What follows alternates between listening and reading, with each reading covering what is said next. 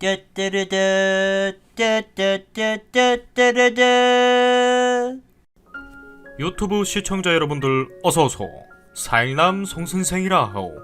먼 길 찾아오시느라 고생했소이다. 그러면 거두절미하고 오늘의 사연 바로 시작하겠소.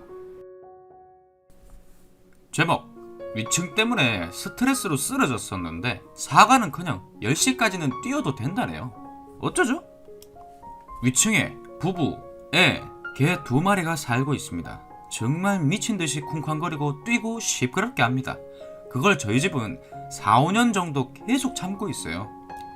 땡땡구에 위치한 아파트 위층 여자 말이 자신은 족저 근막염이 있어서 층간소음 방지 슬리퍼를 신을 수 없고, 자신의 남편은 허리 디스크가 있어서 시끄러울 수밖에 없으며, 자기들의 애가 피부가 안 좋아서 층간소음 방지 슬리퍼를 신길 수 없고, 자기들의 애가 피부가 안 좋아서 어린이집도 보내지 않을 것이며, 층간소음 방지 매트는 발암 물질이 나와서 바닥에 까는 것이 안 된다고 말합니다. 그리고 자신은 외동딸이고 귀하게 자랐다는 말을 하더군요. 위층이 이사 오기 전에 살던 사람들도 이루 말로 다 할 수 없이 시끄러웠으나 저희 집은 민원 제기 한 번도 안 했고 경비실에 인터폰도 안 했으며 관리실에 말하지도 않았고 계속 참았습니다. 나중에 알게 된 사실은 위층이 이사 오기 전에 살던 사람들이 너무 시끄럽게 해서 다른 세대가 그 집에 대해서 민원을 제기한 적이 있었다고 하는데, 알고 보니 그 사람들이 집에서 골프를 쳤었다고 합니다. 그럼에도 저희 집은 계속 참았었습니다. 그런데 그 사람들이 이사가고 난 뒤에 지금 위층 사람들이 이사를 왔고, 그들이 이사 온 지 약 4-5년 정도 되었는데 새벽부터 쿵쾅거리고 뛰고 물건들을 쿵 떨어뜨리고 끌고 아침에도 낮에도 저녁에도 밤에도 시도 때도 없이 수도 없이 쿵쾅거리고 시끄럽게 하였고, 그 사람들, 전에 살던 사람들의 시끄러운 정도는 저리 가라 할 정도로 이루 말로 다 할 수 없이 층간소음을 심하게 냅니다. 이 아파트는 계단식이고 옆에 건물이 바로 맞닿아 있지는 않습니다. 그리고 그 집의 위층인 N층은 집에 거의 있지 않다는 말을 들었습니다. 윗집 애 이름이 무엇인지 다 알게 될 정도로 애 이름 부르면서 쿵쾅거리고 우다다다 뛰고 물건들을 쿵쾅거리면서 자꾸 떨어뜨리고 바닥으로 점프하는 소리까지 쿵 하고 다 들리게 하면서 개 2마리 있는 집은 이 아파트에 그 집밖에 없습니다. 참다가 작년에 경비실에 처음으로 인터폰을 했습니다. 너무 시끄러우니까 집에서 쿵쾅거리지 말아달라고 윗집에 인터폰을 해달라는 요청이었습니다. 그러자 경비 아저씨한테 들은 바로는 윗집이 자신들이 시끄럽게 안 했다고 오리발을 내밀었다고 말씀하시더군요. 경비실에 인터폰을 한 이후에 천장이 무너질 듯한 소음을 위층이 내더군요. 참다가 처음으로 쪽지를 써서 위층 현관에 붙였습니다. 쪽지의 요지는 집에서 쿵쾅거리지 말고 달리지 말고 물건들을 자꾸 쿵 떨어뜨리지 말고 물건들을 자꾸 끌지 말고 새벽 6시에도 청소기를 돌려버리는 행동을 멈추고 청소기는 누가 봐도 납득이 될 만한 시간대에 돌리길 바란다는 내용이었습니다. 그래도 달라지는 것은 하나도 없었고, 위층은 새벽부터 밤 늦게까지 수도 없이 더욱더 심각한 층간소음을 계속해서 냈습니다. 위층이 발생시키는 층간소음 때문에 저는 집에서 잠도 못 자고 할 일도 못하고 집 밖으로 피신을 가야만 했던 날들이 허다합니다. 그리고 여전히 새벽부터 밤 늦게까지 수도 없이 쿵쾅거리고 시끄럽게 하는 위층 때문에 저는 잠을 잘 수도 없었고 제 할 일도 할 수 없는 날들의 연속입니다. 위층의 층간소음 때문에 제가 이루 말로 다 할 수 없는 고통을 겪으면서 여러 해가 지나간 후 어느 날 제 모친께서 엘리베이터에서 위층 남자를 마주치게 됐어요.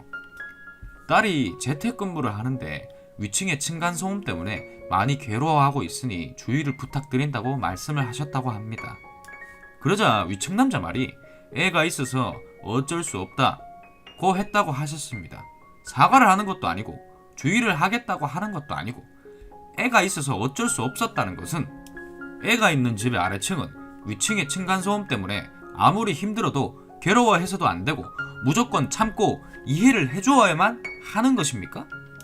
그날도 위층의 층간소음 때문에 집에서 해야 할 일도 못하고 피신 나갔다가 밤늦게 돌아왔는데 위층 남자의 무례하고 뻔뻔한 태도에 기가 막혀서 경찰서에 전화해서 상담을 받았습니다. 층간소음 관련 뉴스에 나온 내용은 피해자층이 가해자층을 직접 찾아가서 만날 일이 아니고 경비실이나 관리사무소 등을 통해 층간소음 피해 사실을 알리고 해결 방법을 모색하라고 하고 경찰관님 또한 동일한 말씀을 하시면서 층간소음 내는 위층을 경찰서에 신고하라는 조언을 해주셔서 처음으로 경찰관님이 출동하셨습니다. 그러나 위층에 달라지는 것은 아무것도 없었습니다. 경찰서에 신고하기 전에 경비실에 인터폰을 해보니까 관리소장님한테 말씀하시라고 하시길래 관리소장님한테 말씀드려 봤으나 층간소음 문제는 해결되지 않았고 층간소음의 정도가 더욱더 심해져만 갔습니다. 층간소음 소송 법원 판례를 보니까 층간소음 피해자층이 할 수 있는 합법적인 방법 중에 하나가 위층이 시끄럽게 할 때 천장을 치는 것이 있더군요. 그래서 위층이 쿵쾅쿵쾅 할 때 참다 천장을 친 때가 있었습니다. 그렇게 천장을 친 기간은 짧고 횟수 또한 적으며 천장을 세게 친 것이 아니라 천장을 약하게 쳤습니다. 위층이 쿵쾅쿵쾅을 100만 번 이상 했을 때 제가 천장을 친 횟수는 불과 몇 번이라고 할 수 있을 정도의 비율입니다. 저는 저희 집 천장을 치고 싶지 않았습니다. 천장이 석고보드라는 얇은 판으로 되어 있어서 그 판이 약하다고 합니다.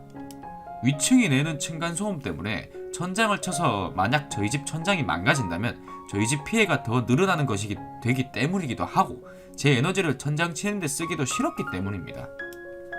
그런데 참다가 천장을 치게 되었을 때 그 강도는 석고보드 망가질까봐 약했고 횟수는 적었으며 기간도 짧았습니다.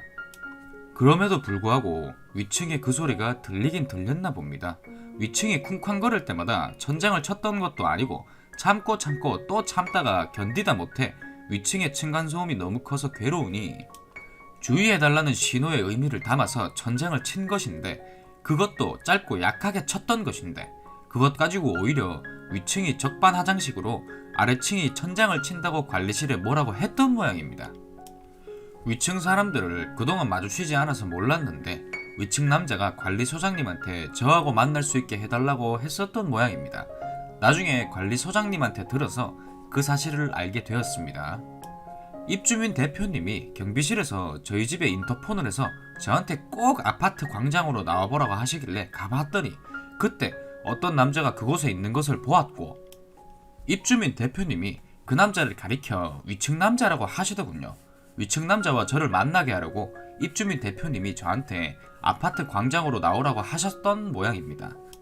그때 위층 남자 말이 저한테 애 안 키워봤죠? 라고 하더군요. 그러면서 애가 심장이 완성이 안 됐는데 왜 애 놀라게 허구한 날 천장을 치냐면서 자기가 변호사에게 상담을 받아봤는데 그거 불법이라고 했다면서 격분해서 말하더군요.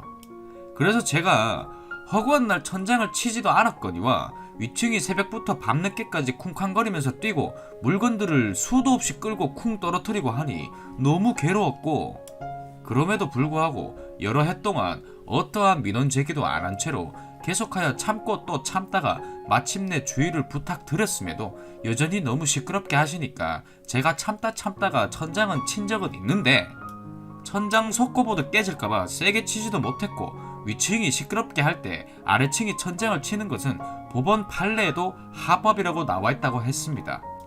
그런데 위층 남자 말이 자기는 애를 어린이집에 보내지도 않을 것이고 천장 치는 것은 위법이니까 천장 치지 말라고 격분해서 말하더군요. 그리고 저더러 예민하다면서 아파트에서 안 살아봤냐고 하더라고요. 그래서 제가 예민한 사람이 아니며 위층이 이사 오기 전에도 윗집 때문에 주민들이 너무나 시끄러워했지만 민원 제기 한 번도 안 하고 참았었다는 점을 말했습니다. 그러자 위층 남자 말이 그런데 우리 에 대해서는 안 참겠다 라고 비아냥대더군요.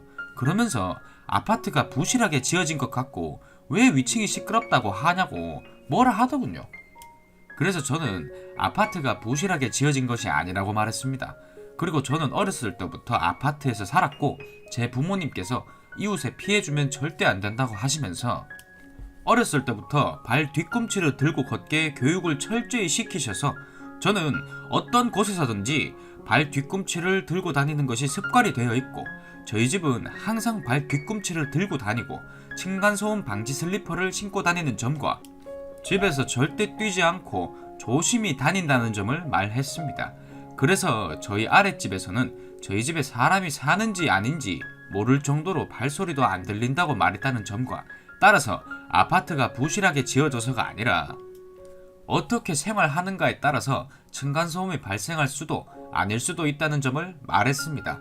그리고 저희 아래층에 아기가 사는데 아기 잠 안 깨우려고 저희 집은 청소기도 거의 안 돌리다시피 하고 청소기를 돌릴 때는 절대 길게 사용 안 하고 낮에 잠깐 돌리고 만다는 말을 했습니다.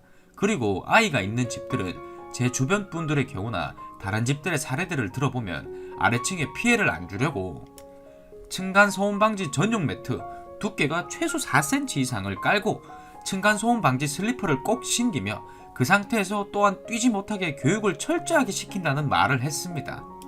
그러자 위층 남자 말이 자기는 자기 집에서 그렇게 안 살겠다면서 자기 마음대로 살겠다고 하더라고요. 그리고 자기네는 애를 어린이집에 안 보낼 거라고 하고요.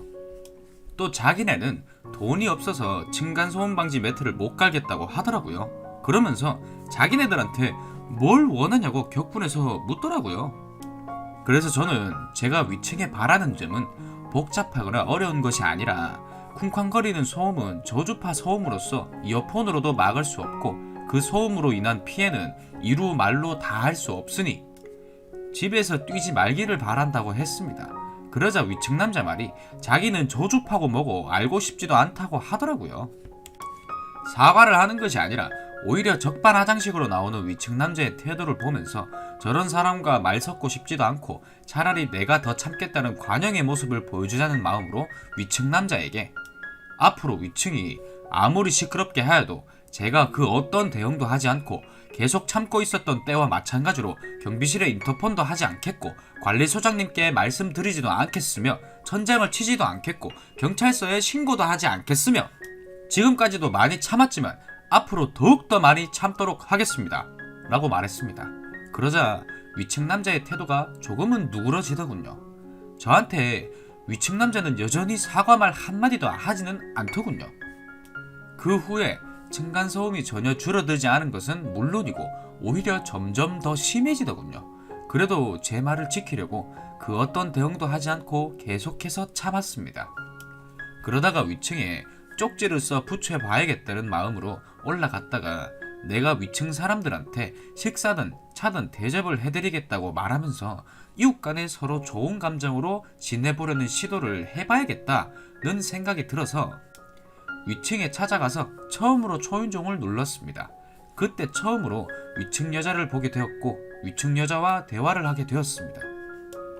위층 여자 말의 요지는 자신은 족저 근막염이 있어서 층간소음 방지 슬리퍼를 신을 수 없고 자신의 남편은 허리 디스크가 있어서 시끄러울 수밖에 없으며 자기들의 애가 피부가 안 좋아서 층간소음 방지 슬리퍼를 신길 수 없고 자기들의 애가 피부가 안 좋아서 어린이집에도 보내지 않을 것이며 층간소음 방지 매트는 발암 물질이 나와서 바닥에 까는 것이 안 된다고 합니다.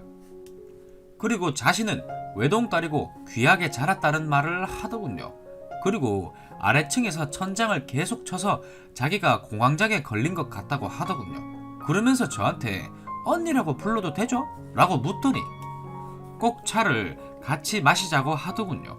자기 남편이 많이 참았다면서 자기 남편 무섭다면서 남자와의 얘기할 일이 아니고 여자끼리 얘기를 하자고 하더군요.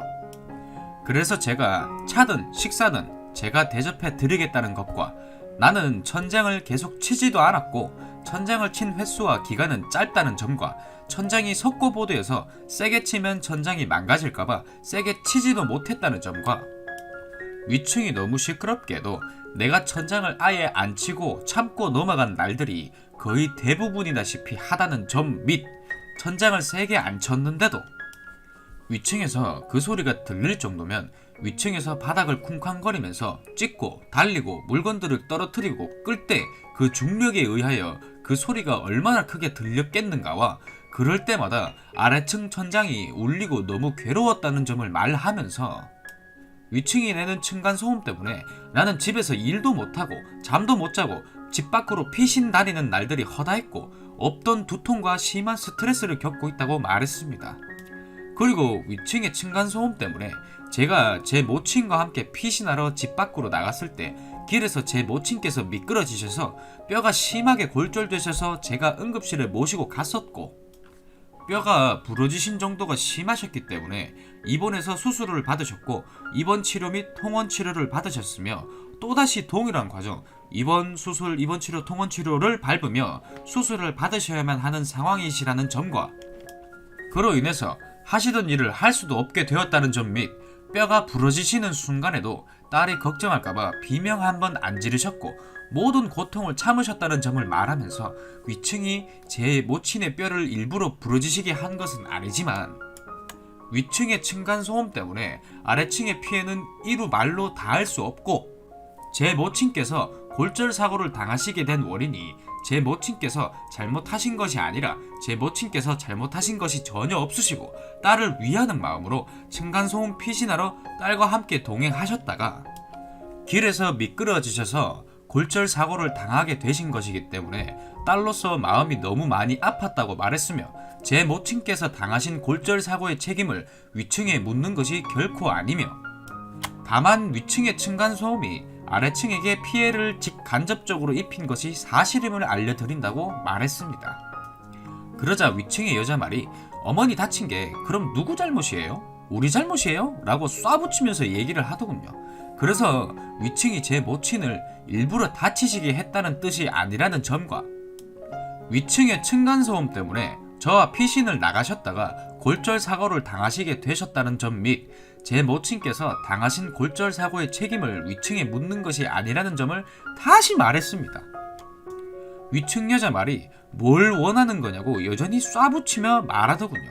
그래서 공동주택이니만큼 아래층을 배려하는 마음을 갖고 집에서 뛰지 말아달라고 했습니다.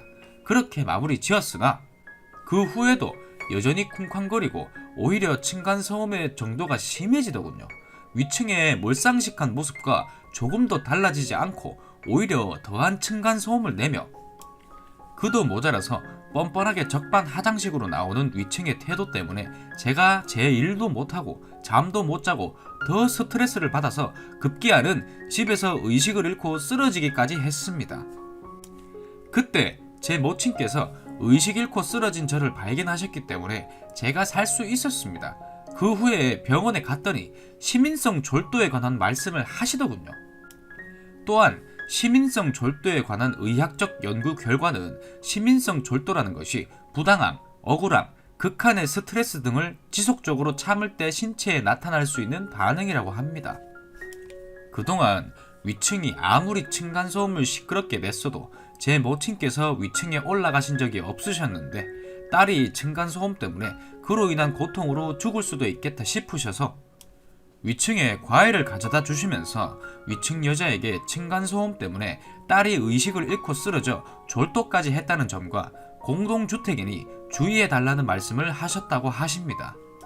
그러자 위층 여자는 자기네가 아니라 그 위층이 내는 소음을 자기네가 내는 소음으로 오해하는 거라고 했다고 하시네요. 위층의 심각한 층간소음과 몰상식함 그리고 뻔뻔하게 적반하장식으로 나오는 위층의 태도 때문에 제가 제 일도 못하고 잠도 못 자고 더 스트레스를 받아서 급기야는 제가 집에서 의식을 잃고 쓰러졌고 그때 모친께서 의식 잃고 쓰러진 저를 발견하셨기 때문에 제가 살 수 있었는데 그렇게 층간소음을 심하게 내고도 오히려 적반하장식으로 나오는 위층 사람들일지라도 제가 이웃 간에 서로 좋은 관계로 지내봐야겠다는 차원으로 식사든 차든 대접해 드리겠다고 위층 여자에게 말해놓은 것이 있기에 전에 위층에 가서 벨을 누르고 시간 약속 정하고 했던 때가 있었는데 그 과정에서 그날 몇 차례 벨을 누르게 됐던 때가 있었습니다. 그러자 그때 위층 여자가 애 자는데 왜 벨을 누르냐고 정색하고 저한테 뭐라고 하면서 이런 식이면 곤란하다고 엄포까지 넣더군요. 그렇게 자기 입장에서 따박따박 말하기까지 하는 위층 여자가 아래층에서 위층의 지속적인 층간소음을 참고 참다가 짧은 기간에 걸쳐서 적은 횟수로 짧고 약하게 천장을 쳤었던 것에 대해서 아래층에서 천장 쳐서 위층 여자 자신이 공황장애에 걸린 것 같다는 말을 했다는 것 자체가 더욱이 이해가 안 됩니다. 그리고 제가 위층 여자에게 좋아하시는 음식이든 차든 제가 사서 대접해 드리겠다고 말하면서 만날 시간이 언제가 가능한지 물어봤었고 마침내 위층 여자가 가능하다고 말한 요일과 시간대에 맞춰서 제가 시간을 비워두었으나 위층 여자가 만나기로 한 당일에 만나기로 한 시간대가 되어서야 자기 애 예방주사 맞춰야 돼서 자기 시간이 안 된다고 말하면서 진작에 정해두었던 약속을 깨더군요. 그러면서도 언제 다시 만나자는 시간 약속을 잡자는 말 또한 없더군요. 그 후로도 위층은 여전히 새벽부터 밤 늦게까지 시도 때도 없이 쿵쾅거립니다. 참다가 오늘 경비실에 인터폰을 했습니다. 위층에게 집에서 뛰지 말라고 인터폰 해주길 경비 아저씨께 요청드렸습니다.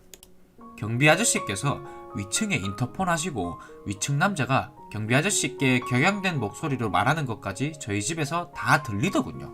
위층 남자가 왜 밤 10시도 안 됐는데 뛴다고 뭐라고 하냐는 식으로 말하더군요. 아파트에서 밤 10시 전까지 뛰어도 된다는 법이 어디 있나요? 공동주택 층간소음의 범위와 기준에 관한 규칙에는 층간소음의 기준, 직접 충격소음, 주간 06시부터 22시입니다. 1분간 등가소음도 43, 최고소음도 57이고요. 야간 22시부터 06시, 1분간 등가소음도 38, 최고소음도 52라고 나와 있습니다. 뛰는 소리는 이미 주간에 1분간 등가소음도 43dB보다도 훨씬 높은 소음인데 낮에도 아파트에서는 뛰지 않는 것이 맞는 것이지 어떻게 밤 10시 전까지는 뛰어도 된다는 말도 안 되는 생각과 말을 하는지 위층 사람들의 그러한 몰상식함과 적반하장식 태도에 대해서 도무지 이해할 수가 없습니다. 위층이 밤 10시 이후에도 역시 쿵쾅거리면서 시끄럽게 한 날들 또한 허다합니다. 긴 글 읽어주셔서 감사. 제목: 다 커서 찾아와서는 남편한테 감나라 배나라 하시는 싸지르기만 하면 되는 줄 아는 남편의 부모님. 남편은 어렸을 때 부모님이 이혼하시고 조부모님 밑에서 자랐어요. 다 크고 나서야 부모라는 분들이 연락 오셨대요. 남편은 그래도 자기 낳아주신 분들이라 그런지 연락 받아주고 지냈네요. 그러다 저를 만났고 결혼을 했죠. 남편의 가정사를 들은 후 저는 남편의 조부모님을 시댁으로 여기기로 했습니다. 사실상 제 남편을 키워주신 분들은 조부모님들이고 친어머니 친아버지는 어린 남편 가슴에 상처만 남기고 도망갔던 사람들이거든요. 실제로 남편이 크는 동안 해준 것 하나 없었고 남편과 제가 결혼할 때도 해주신 것 하나 없었습니다. 남편과 저 둘이 대출을 받아 집을 마련했고 저희 친정에서 혼수 도와주셔서 살림 차렸어요. 그러다 아기를 낳았고 제가 낳은 아기 제가 이름 지었습니다. 남편이 남편의 친아버지한테 연락을 드렸나봐요. 이름 이걸로 지었다고. 근데 남편의 친아버지가 전화하시더니 남편한테 소리 지르고 욕하시대요. 이름을 왜 니네 맘대로 짓냐면서요. 그렇게 니들 좆대로 할 거면 니들끼리 알아서 살라고요. 네, 저희 이미 저희끼리 알아서 살고 있었고 제가 낳은 아기 제가 원하는 이름으로 지은 것 뿐이에요. 잘못한 거 하나 없는데 제 남편이 욕먹고 있는 게 너무 화나더라고요. 진짜 마음 같아선 전화 낚아채서 당신이 내 남편한테 해준 게 뭐 있다고 그렇게 큰 소리 치냐. 씨만 뿌리면 아버지인 줄 아냐. 아버지 노릇을 해야 아버지지. 당신은 내 남편 인생에 관여할 자격이 없다. 어따 대고 소리 지르고 욕을 하느냐. 안 그래도 알아서 잘 살고 있으니 연락하지 마라. 지르고 싶었지만 꾹 참았어요. 제 남편은 착한 건지 물러 터진 건지 연락을 끊지 못하네요. 물론 처음부터 제 번호는 알려드리지 않아서 저한테 따로 연락이 온 적은 없습니다. 하지만 남편이 연락받고 욕먹고 스트레스 받는 걸 옆에서 지켜보면 너무 마음이 아파요. 불쌍한 내 남편 그만 좀 뻑가댔으면 좋겠습니다. 추가입니다. 신혼 초에 며느리 연락을 바라셨고 저 임신 중에는 요리 가르쳐 주겠다며 일주일 정도 와서 맛있는 거 먹고 놀다 가라 하셨습니다. 남편의 친아버지는 재혼을 하셔서 새어머니가 계십니다. 남편은 그게 좋은 취지인 줄 알고 신나서는 안 그래도 집에만 있기 답답할 텐데 잘됐다. 가서 맛있는 거 먹고 놀다 와. 이러더라고요. 물론 뭐 새어머니도 본인은 좋은 취지라고 생각하고 말씀하셨을 수도 있겠죠. 하지만 알잖아요. 저게 진짜 무슨 뜻인지. 실제로 남편의 조부모님께선 며느리 돌이 운운하시며 연락 바라신 적 한 번도 없으시고 제 안부가 궁금하시면 남편에게 전화해서 들으셨습니다. 남편의 새어머니가 바라시는 거 물론 저는 거절했고요. 남편에게도 말해뒀습니다. 오빠의 친부모님들, 오빠한테는 오빠를 낳아준 혈육일지 몰라도 내 입장에선 그분들은 내가 사랑하는 사람을 버리고 상처 준 분들 그 이상 그 이하도 아니다. 나는 오빠를 키워주신 조부모님을 시댁으로 생각하겠다 라고요. 그 뒤로는 저에게 바라시는 거 없으셨고요. 남편이 혼자 듣고 전달 안 한 걸 수도 있겠네요. 다만 남편이 연락하고 지내는 건 마음대로 하라고 했었습니다. 남편의 새어머니와 남편은 사이가 나쁘지 않습니다만 남편의 친아버지 연락만 오면 남편은 스트레스를 받습니다. 언제는 이 사람이 너무 힘들어하고 우울증 걸리기 직전의 표정으로 슬프게 앉아있길래 그렇게 힘들면 연락을 끊으라고, 왜 그렇게 스트레스 받으면서까지 받아주는 거냐고 했지만 아무 대답 못하고 멍한 표정으로 앉아있는 거 보고 더 이상 뭐라 못했습니다. 본인이 연락 끊기 싫은 이유를 말 안 하는데 제가 아무것도 모르면서 끊으라고 닥달만 하면 저도 스트레스를 줄까봐 그냥 뒀습니다. 저에게 직접 연락 오시는 것도 아니고 행여 저에게 바라는 것들이 있으시더라도 저는 다 거절할 것이기 때문에 괜찮습니다만 남편이 너무 걱정됩니다. 저는 부모님의 이혼을 겪어본 적도 없고 어렸을 적 부모님께 버림받아 본 적도 없기 때문에 남편의 입장을 완전히 이해하지 못하는 상태여서 남편에게 함부로 이래라 저래라 하기가 무섭습니다. 제가 조언이랍시고 한마디 했다가 남편이 상처받을까봐요. 우리 모두가 보기엔 남편의 친부모님은 어린아이 버리고 도망간 사람들이지만 남편에게는 낳아주신 혈육이잖아요. 저번에는 남편이 술을 진탕 마시고 들어왔더군요. 무슨 일인지 물어봤는데 정신을 못 차리고 헛구역질을 하면서 쓰러져 있길래 일단은 방에다 눕혔습니다. 그렇게 한숨 돌리고 저도 이제 씻고 잘 준비를 하고 있었는데 남편의 휴대폰에 메시지가 하나 오더군요. 남편은 휴대폰 잠금 설정 이런 것들을 안 하는 사람입니다. 우리 아빠라고 저장되어 있던데 벌써부터 예감이 좋지 않네요. 어쨌든 휴대폰을 확인해 봤습니다. 야 이 새끼야, 너는 네 애비가 어떻게 사는지 궁금하지도 않냐? 명절에 찾아와라. 그리고 봐라, 내가 어떻게 살고 있는지. 네 애비 새엄마는 엄마도 아니냐?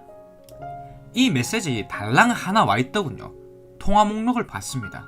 통화 목록을 보니 통화를 1시간가량 했더라고요. 그 이후에 남편이 너무 속상해서 술을 진탕 먹고 들어온 것 같아요. 한숨 쉬면서 내일 남편한테 진짜 연락 끊으라고 얘기해야겠다고 생각했습니다. 싸지르기만 하면 부모인가? 저희 남편 힘들어하는 모습 보니까 제가 스트레스 받아서 못 살겠더라고요. 그렇게 씻으러 들어가려는 찰나 갑자기 전화가 왔습니다. 전화가 오길래 봤더니 그 애비 새끼더군요. 전화하자마자 오만 쌍욕을 퍼붓더니 안 아프게 잘 낳아준 부모한테 그렇게 지원해주는 게 아깝냐면서 제가 무슨 일이냐고 했더니 애미냐? 이러더니만 네 남편이 부모를 모른다면서 건강하게 낳아줬더니 부모 알기를 개같이 한다면서 자식 낳아줬더니 사람 취급도 못 받는다면서 저한테 지금 신세 한탄을 늘어놓더군요. 자기가 아주 좋은 투자처를 아는데 그쪽에 투자를 하면 최소 3배는 먹을 수 있다면서 자기 아들한테 돈 좀 달라고 하는데 참 기가 막히더라고요. 그래서 제가 저희 남편 돈 없어요. 그러니까 그런 일로 남편한테 연락하지 말아주세요 아저씨 라고 했습니다. 아저씨? 야, 나 네 남편 아빠야. 아저씨라니. 내 아들이 아빠를 우습게 하는데 다 네가 옆에서 바람 넣어서 그렇구나. 아, 이런 씨발 어디서 정신 나간 년이랑 결혼해서 내 아들 빙신 다 만들어놨네. 어이가 없어서. 뭐라고요? 그 순간 눈 돌아가서 제가 그때 무슨 말을 했었는지 기억이 안 날 정도로 퍼부었어요. 그러더니 오만 쌍욕을 하더만 제가 듣기 싫어서 끊어버렸죠. 남편은 너무 취해서 잠들어 있던 상태였고요. 당장 남편을 깨워서 일을 마무리하고 싶었지만 진정하고 잠을 청했습니다. 다음날 어제 있었던 일을 남편에게 얘기했습니다. 그러더니 남편도 입을 열었어요. 아버지가 도박을 하다가 돈을 많이 잃었다고. 근데 아버지가 도박을 못 끊고 계속 하고 싶어서 투자 이야기를 꺼냈다며 새어머니가 말씀해 주셨다고 하더라고요. 하나 씨발 어이가 없어서 또 저번 명절에 자기 사는 주소까지 보냈는데 왜 안 왔냐고 사람 새끼도 아니라고. 명절에는 부모한테 용돈도 보내주고 그런다면서 효도하는 셈치고 돈 좀 보내라면서 아들 덕에 해외여행도 좀 가보자고 그러더라고요. 그래서 남편이 저 몰래 보내줬더라고요. 그 돈도 역시나 도박으로 다 날렸지만 씨발 새끼 이거. 저는 이해는 해요.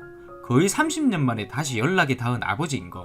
근데 부모가 부모 노릇을 해야 부모가 되는 거죠. 남처럼 지내왔으면서 저딴 식으로 남편이 정 많다고 이용해 처먹으려고 하고 돈 달라 그러고, 아니 잘 자라게 해줬는데도 자기 자식한테 손 벌리는 게 미안해서 혼자 힘들어하시는 분들이 부모님이라고 생각하는데, 물론 당연히 그렇게 힘드시면 자식된 입장으로서 당연히 도와드리는 게 맞지만, 씨발 뭐 아무것도 안 해주면서 내 몸속에서 나왔다고 자식이라고 도와달라고 하는 못배워 처먹은 저 버릇은 어디서 나온 거죠? 못 참겠어요. 진짜 결판 내야겠습니다. 정말 남편에겐 슬픈 일이고 제가 어떻게 채워줄 수 있는 부분이 아니니까 참 안타까운 부분이지만, 제가 어떻게든 행복하게 만들어줄 자신이 있어요. 정말입니다. 더군다나 그렇게 스트레스 받은 남편 탈모까지 걸려서 고생하고 있어요. 더 이상 남편이 욕먹고 슬퍼하는 꼴은 못 보겠네요. 앞으로 한 번만 더 전화와서 남편에게 막말하면 당장 그 자리에서 핸드폰 낚아채고 차단해버리겠습니다. 긴 글 읽어주셔서 감사. 오늘의 사연은 여기까지요. 재미있게 봤다면 구독, 좋아요, 알림 설정, 댓글까지. 재미없게 봤다면 구독, 싫어요, 알림 설정, 댓글까지. 그럼 이만 물러가겠소. 빠잉.